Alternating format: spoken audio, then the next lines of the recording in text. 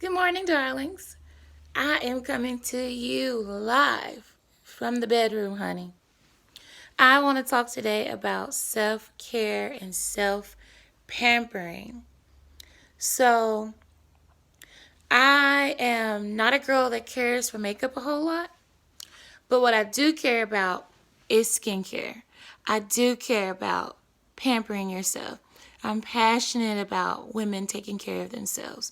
I think the only way you can truly be a lady is if you first take good care of yourself. Two, take good care of the people around you. And three, hold yourself to a standard that you have to earn every day, that you didn't just gain because you're female. I am a true believer and I stand by when I say that being born a girl, being born female, does not automatically make you a lady. Being a lady is a lifestyle that you choose. It is a choice you make every day. It is the way you carry yourself. It is how you treat others. It is your mannerisms. It is how you feel about yourself and how you require that others feel about you. When I say how you require how other people feel about you, I don't mean that you can make anybody like you or that you can make somebody feel a certain way about you. What I mean is when you hold yourself to a higher standard, when you treat yourself a certain way, when you think of yourself differently, when you have a light about you, when you love God, when you love God's people, people will automatically think about you differently or see you differently. It's not about you at the end of the day anyway, but I do think that as an elegant woman, as an elegant lady, as a lady in general, it's very important how you treat other people and how people perceive that you treat yourself. Treating yourself is so important, which is why pampering is so important to me. I'm going to do a facial. I am going to do a steam. I am going to exfoliate my skin. I am going to do a body scrub, something to make me feel important. It's so important for women to pamper themselves. I think a lot of times, especially as moms, we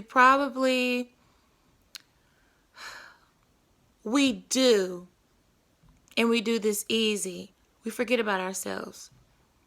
It's so easy to do that, especially if you're someone who really cares about your family, somebody that pays attention to details, someone that wants their family to be well kept, well taken care of. Not perfect, but you want your family to feel love. You want them to feel your presence. You want your family to feel that you're here. You want them to feel that you're around. It is very important that you do have staple things that you do for your family and that they can count on you. But I believe it's even more important for you to take care of yourself. You cannot pour from an empty pot, and you cannot encourage somebody else to care about themselves if you don't first care about yourself. I have two daughters, and I tell them on a daily basis how to act, how to respond, how to treat one another, things that are just not ladylike, things that are just not acceptable to me.